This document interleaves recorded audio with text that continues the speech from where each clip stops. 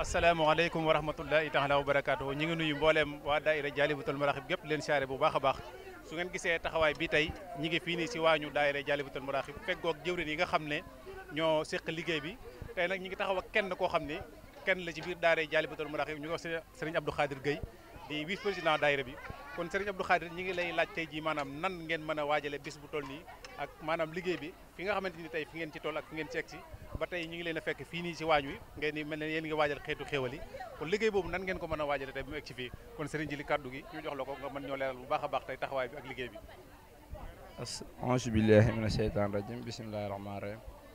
asalaamaaleykum wa rahmatullahi taala wa barakaatu mbokki jullit mbokki taalibe yi ñoo ngi leen di nuyu di leen siyaar te di leen baalu ak di leen baal ak di nuyu commission presse bi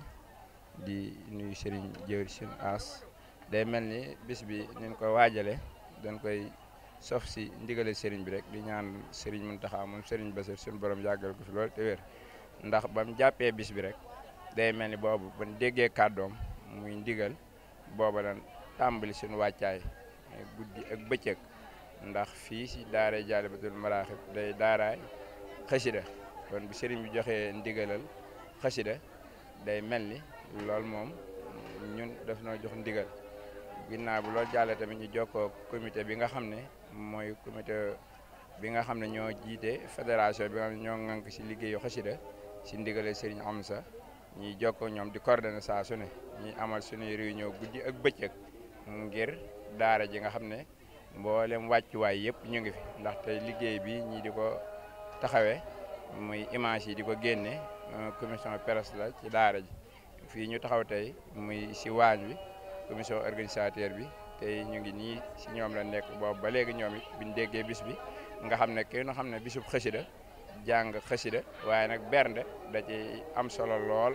ndax bis bi moom li koy jagal ak li koy taaral mooy commission organisateur boobu ba léegi seen guddi ak seen bëccëg ñu ngi daje ginnaaw bi nga am nañ digal si comité directeur bi nga xam ne mooy pilote liggéey bi kon nag boo gisee nga gis bis bi nii mu taarale nga xam ne organisateur bi def nañ ci yitte bu baax a baax a baax mboolem commission yi nekk ci biir daara ji muy commission culturelle bi tamit wax dëgg si yàlla ñu ngi si baax bi def am liggéey bu am solo di dajale xasida yi di ko saytu si njànginu sell njànginu tege di ko saytu bu wér nga xam ne li ñuy jébbal sëñ bi ci li nga xam ne ab limu jàngale day doon lu sell loo xam ne dañ koy teg ci anam yoo xam ne ni ndax sëriñ bi moom lu ko waaj jox da nga koy sellal gan ñi nga xam ne dañ fay ñëw tamit doon gani sëriñ bi gis nga ko ni ñuy aajowoo si toogaay nga xam ne ay baas ni ñuy aajowoo si lekk ak naan yëpp ay wàccuwaay yoo xam ne comité directeur bi dajanan saytu leen lu na ko war a am ñu teg ko ci loxoom ñooñu tamit ñu encouragé leen ci dajeeg ñoom ñu dajewaat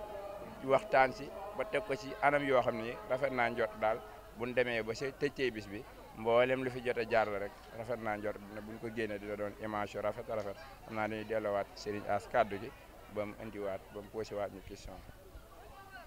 jërëjëf Serigne Abdou Khadir si kaddu yu nga indi muy ay kaddu yu leeral ci bànqaas yi nga xam ne ñoo ŋànk mbooleem daayira bi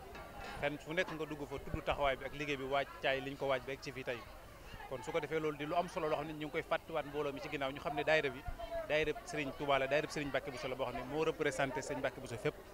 kon xam naa waxtu wi dafa xaw a jege ci waxtu julli bi xam naa dañuy taxawandi fii rek ngir bu ñëwaatee ñu mën a indiwaat yeneen leeral yoo xamante ni dina gën a xóotal lu jëm ci biir daara ji kon wasalaamaaleykum wa rahmatulahi taala wa barakaatuhu ba si kanam